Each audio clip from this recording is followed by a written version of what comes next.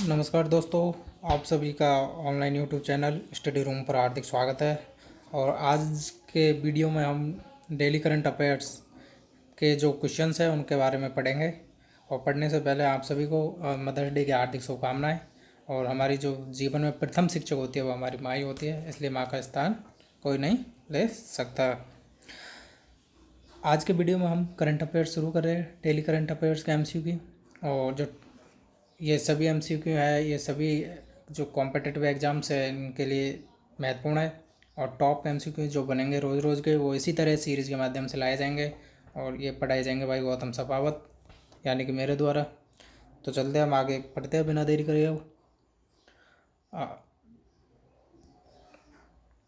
Question number 1, हाल ही में किस देश में पहली बार एक हिंदू महिला ने उस देश की सीएसएस परीक्षा पास की है?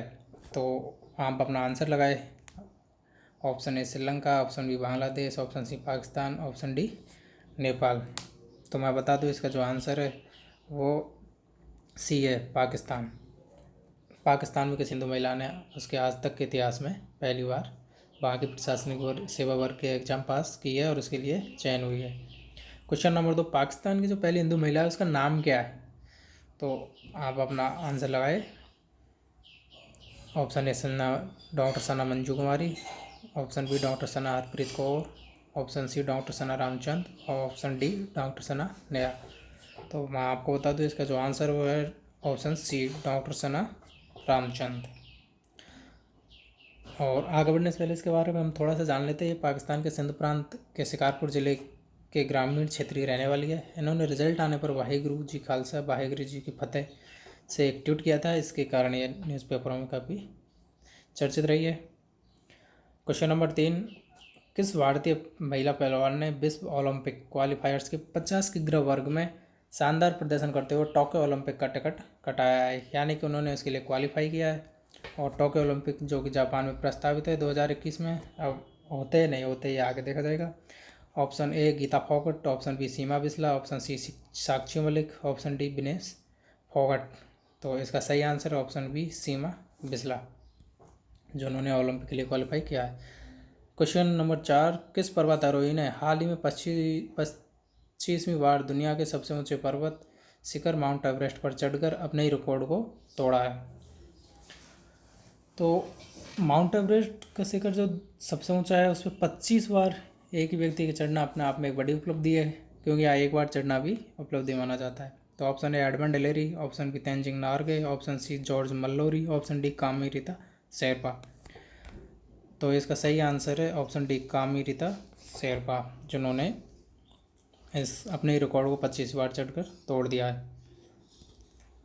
और ये कामी रीता शेरपा है, देख लो, आजकल न्यूज़पेपरों में काफ़ी चर्चित है। क्वेश्चन नंबर 5, किस विदेशी वैक्सीन को भारत में उपयोग करने हेतु भारत सरकार द्वारा इजाज़त दी गई है? Option A Pfizer, option B Moderna, option C Sputnik V, option D Johnson and Johnson.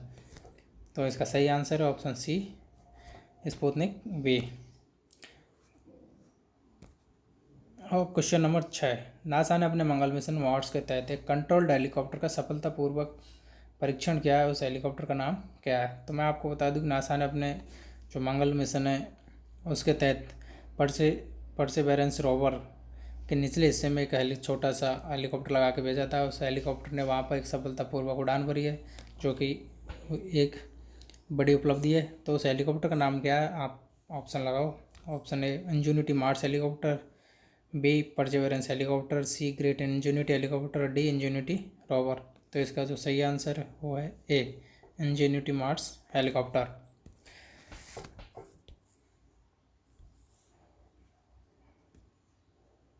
Question number 7, Bharat सरकार द्वारा किस किस वैक्सीन के प्रयोग को लेकर अनुमति दी गई है? तो आपको मैं बताना चाहूँगा, ए में है फाइजर, 2 नंबर पे है कोवैक्सीन, 3 पे है मॉडर्ना, 4 पे है स्पुतनिक वी, 5 पे है कोविशील्ड, 6 पे है जॉनसन एंड जॉनसन। तो इनमें से सही उत्तर को चुनो और जो इस ग्रुप में जो सही उत्तर हो उसका चयन कीजिए। तो ऑप्शन ए में 1, 2 और 4 यानी फाइजर, कोवैक्सीन और स्पुतनिक, ये 2 सही है, ये गलत, यानी कि ऑप्शन ए गलत। ऑप्शन सी 1, 3 1 2 3 1 जो कि नहीं है, ये भी गलत। ऑप्शन डी 2 5 6, तो 2 कोवैक्सीन सही है, 5 कोविशील्ड सही है, लेकिन 6 गलत। इसलिए सही ऑप्शन है बी 2 4 5, यानी Covaxin, Sputnik V and Covishield.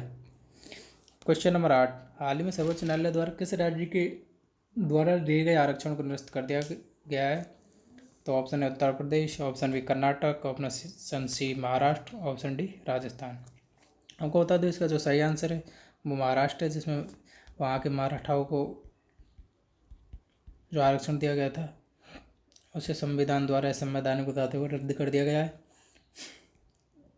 अब इस केस के बारे में थोड़ा सा पढ़ लेते हैं। वहाँ की जो गायकवाड़ कमेटी थी,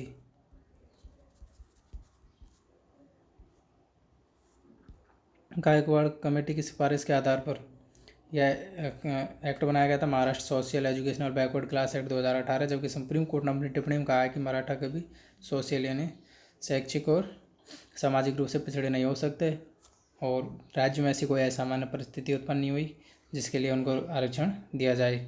इसलिए ये संविधान द्वारा तय की गई जो आरक्षण की लिमिट है उसको पार करते हैं, यानी कि असंवैधानिक कर इसको रद्द किया जाता है।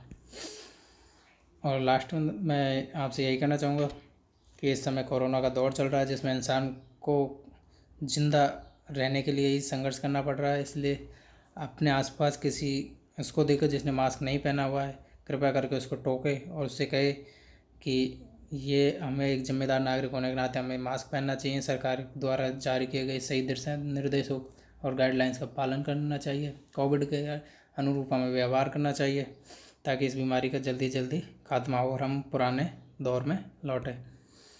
और थैंक यू फॉर वॉचिंग। मैं आपसे कहना चाहूँगा यदि चैनल पसंद यानी आए तो इसे लाइक सब्सक्राइब करें और इसे अधिक से अधिक दोस्तों के साथ शेयर करें, और अपनी कुछ बातें हो तो कमेंट के माध्यम से मुझे बताएं।